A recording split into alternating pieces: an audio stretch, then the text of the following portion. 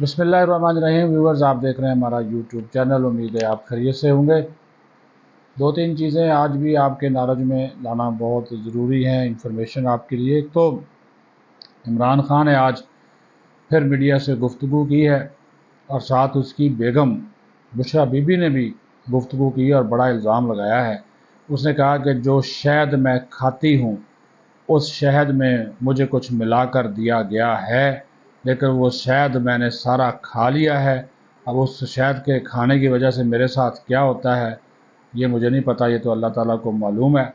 تو لیکن اس نے کافی آج جارحانہ گفتگو کی ہے، اور کہا ہے کہ اگر عمران خان کو کچھ ہوا تو پھر وہی 3 نام فوجی افسران کے جو انہوں نے لیے ہیں، جو پہلے عمران خان لیا کرتا تھا، تو وہی اس کے ذمہ دار ہوں گے۔ تو یعنی کہ وہ سوئی ادھر کی ادھر ہی جو ہے وہ اٹکی ہوئی ہے، کیونکہ اڈیالہ جیل میں آج جب یہ سائفر کیس والا جو کیس تھا اس کے اوپر چیزیں اب چل رہی ہیں۔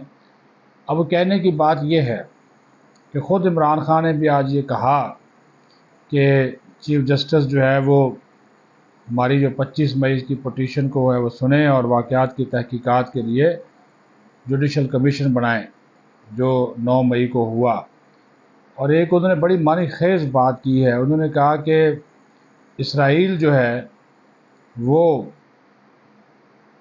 خود دھماکے کرتا ہے، دہشت گردی کرتا ہے، اور الزام جو ہے وہ فلسطین پہ لگا دیتا ہے۔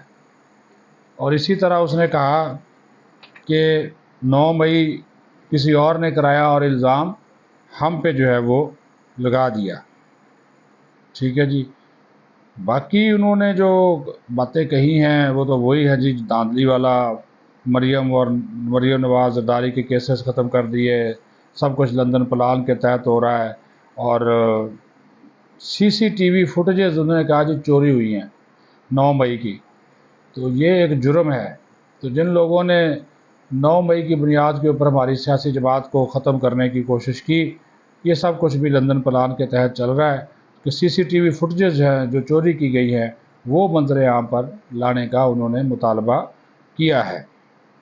ٹھیک ہے جی، اور انہوں نے کہا کہ اگر نیشنل سیکورٹی کمیٹی کی میٹنگ میں اسد مجید نے دھمکی کا بتایا ڈونلڈ لو یہ تسلیم کر لیتا تو بائیڈن حکومت ہل جاتی۔ ڈونلڈ لو کے بیان پر دوبارہ انکوائری کرائی جائے۔ امریکی سفیر مجھے جیل میں ملنے نہیں آئے، جب ملاقات ہوگی تو ڈونلڈ لو کے بیان اور پاکستان میں امریکی سفارتخانہ کے کردار پر بات کروں گا۔ اصل سائفر دفتر خارجہ میں موجود ہے، ہمیں سائفر کی پیرافریز کاپی دی گئی تھی۔ سائفر گم ہوا تو وزیراعظم اپنے آفس کا چوکیدار نہیں ہوتا، بلکہ وزیراعظم آفس کے کچھ سیکورٹی پروٹوکولز ہوتے ہیں۔ سائفر سے پاکستان متاثر ہوا کیونکہ اس پر انکوائری نہیں ہوئی۔ انہوں نے کہا کہ حکومت گرانے کے جو بینیفیشری تھے حکومت میں بیٹھ گئے تو انکوائری کیسے ہوگی؟ ایک ٹی وی اینکر نے پہلے ہی بتا دیا تھا کہ مجھے 5 فروری تک سزائیں دے دی جائیں گی، مجھے 5 دن میں 3 سزائیں سنائی گئیں۔ میں تو چاہتا ہوں کہ میرے کیسز کی سماعت براہ راست نشر کی جائے۔ اور انہوں نے کہا کہ جناب مجھے یہ علم نہیں ہے کہ پنجاب میں 40 ایم پی ایز کے فارورڈ بلاک بن گئے ہیں، کیونکہ مجھے ان کے پارلیمانی لیڈر سے ملنے نہیں دیا جا رہا۔ دوسرا انہوں نے کہا کہ جی مجھے رکھنا ہے جیل میں تو رکھے، لیکن جو لوگ باقی ہیں ان کو تو آپ جو ہے وہ رہا کر دیں۔ جبکہ بشریٰ بی بی کا میں نے آپ کو بتا دیا، انہوں نے کہا جی عمران خان کی جان کو خطرہ ہے، اس کو سیکورٹی دی جائے، اور اگر اس کی جان کو کچھ ہوا تو پھر وہی army chief D G S I اور فیصل نصیر اس کے ذمہ دار ہوں گے۔ اور اس نے کہا کہ مجھے جو شہد دیا گیا ہے، میں شہد کھاتی ہوں، اس میں مجھے شک ہے کہ کچھ ملا دیا گیا ہے، لیکن وہ میں نے شہد سارا کھا لیا ہے۔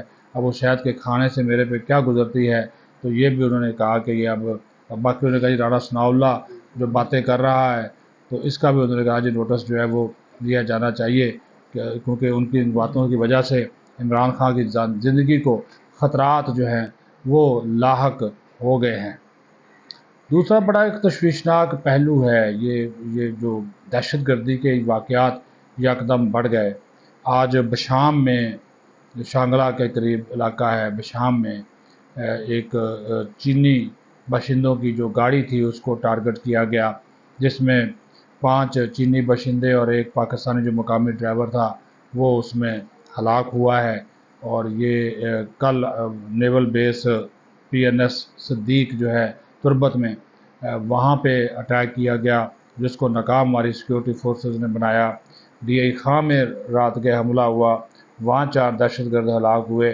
تو یہ ایک سلسلہ جو تیزی سے روزانہ کی بنیاد کے اوپر دہشت گردی کے واقعات ہونا شروع ہو گئے ہیں، یہ بڑی تشویشناک بات ہے۔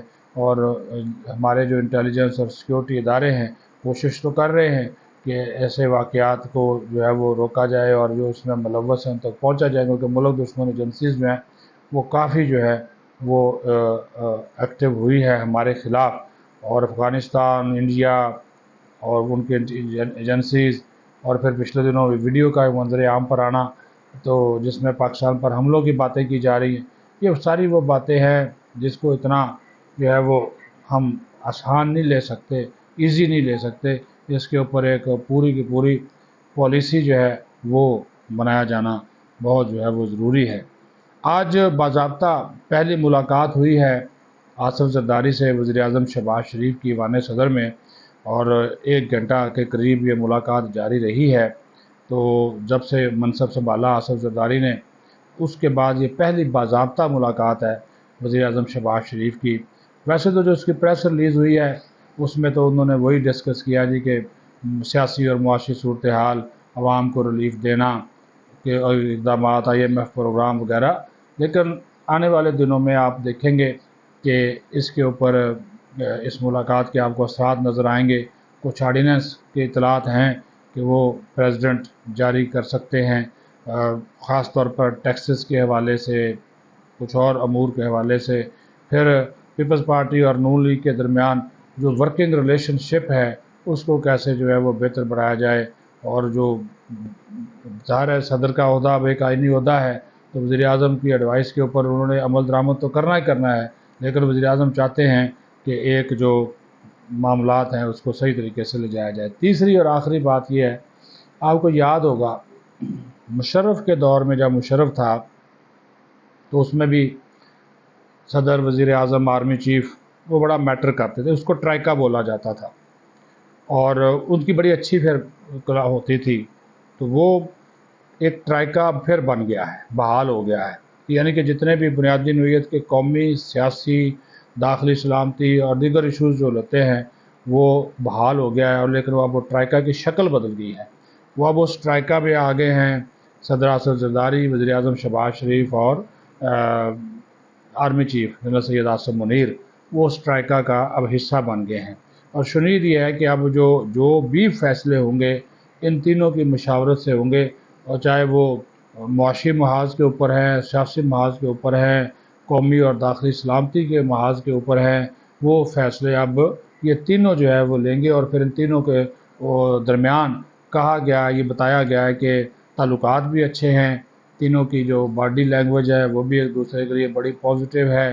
تو یہ بھی ایک وہ جو بحالی ٹرائکا کی ہوئی ہے، اللہ کرے کہ پاکستان کے لیے اچھی ہو اور پاکستان کے عوام کے لیے جو ہے وہ اس میں کچھ نہ کچھ نکلے، کیونکہ عوام اس وقت جو ہے وہ سب سے زیادہ پس رہے ہیں۔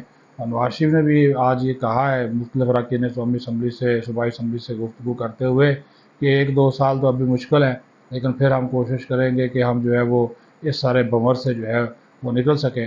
تو یہ مطلب یہ ہے کہ ابھی معاشی طور پر اور دیگر جو اقتصادی محاذ ہیں اس کے اوپر ابھی مشکلات جو ہے وہ موجود ہیں۔ اللہ کرے پاکستان کے لیے جو ہو سب بہتر ہو۔ پاکستان زندہ باد۔